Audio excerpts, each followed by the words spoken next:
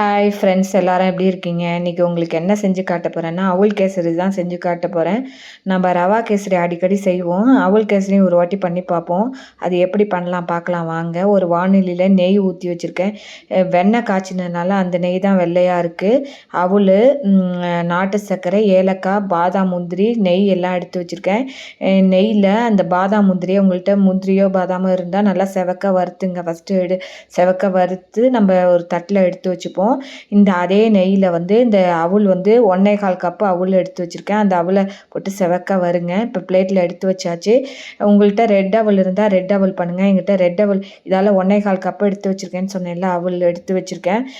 Red அவுல் இருந்தால் red அவுலில் பண்ணுங்கள், இல்லை ஒயிட் அவுலில் பண்ணுங்கள். அவுலில் ஒரு வாட்டி பண்ணி பாருங்கள், ரொம்ப டேஸ்ட்டாக இருக்கும். இதை நல்லா செவக்க வறுக்கணும், அப்போ தான் நல்லாயிருக்கும். இல்லைன்னா நாக்கில் ஈசிண்டு கேசரி சாப்பிடும்போது நல்லா இருக்காது.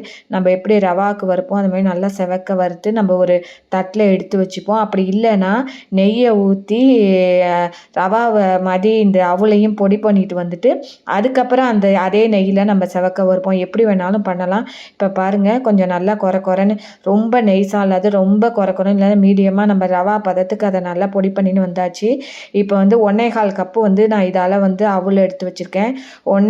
1க்கு 2, 1/4க்கு அரைன்னு 2.5 கப்பு, மொத்தம் டோட்டலாக 2.5 கப்பு. 1.25 கப்பு அவளுக்கு 2.5 கப்பு தண்ணி ஊற்றி அந்த தண்ணி நல்லா கொதித்து வரட்டும். அதுக்குள்ளே நான் குங்குமப்பூ என்கிட்ட இருந்து கலர்லாம் போட வேண்டாம், நம்ம உடம்புக்கு கெடுதல் கலர் போடுறதோட இது மாதிரி குங்குமப்பூ இருந்தால் குங்குமப்பூவை தண்ணியில் ஊற போட்டு வைங்க, கொஞ்சம் போட்டு தண்ணியில் வெந்நீரில். இல்லைன்னா நாட்டு சர்க்கரை யூஸ் பண்ணதுனால நாட்டு சர்க்கரை கலரே ஓகே.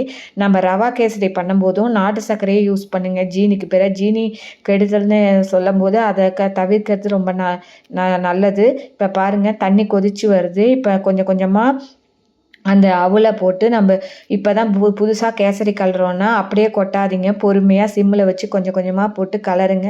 நல்லா கெட்டியாக வரும். சரி, அப்படி உங்களுக்கு தண்ணி போராத இருக்கிறாப்புல இருந்ததுன்னா பக்கத்தில் கொஞ்சம் வெந்நீர் இந்த பாருங்க, அந்த கலரையும் அதில் போட்டுறேன், அந்த குங்குமப்பூ கலரையும் போட்டுறேன்.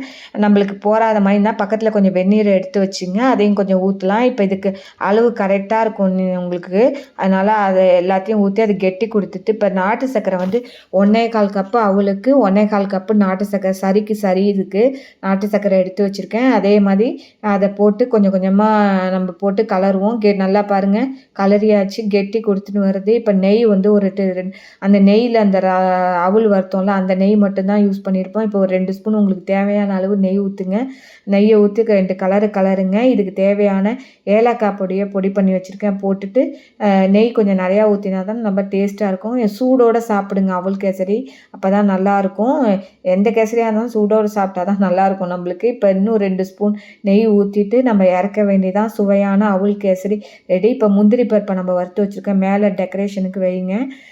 ஓகே ஃப்ரெண்ட்ஸ், இது மாதிரி நீங்களும் பண்ணி பாருங்கள் அவுள் கேசரி. எப்போதும் ரவா கேசரி பண்ணாத அவுள் கேசரியும் ஒரு வாட்டி பண்ணி பாருங்கள், எவ்வளோ நல்லா வந்திருக்கு பாருங்கள். பிடிச்சிருந்தா என்னோடய சேனலை லைக் பண்ணி ஷேர் பண்ணி சப்ஸ்கிரைப் பண்ணுங்கள். தேங்க்யூ ஃப்ரெண்ட்ஸ், பாய்.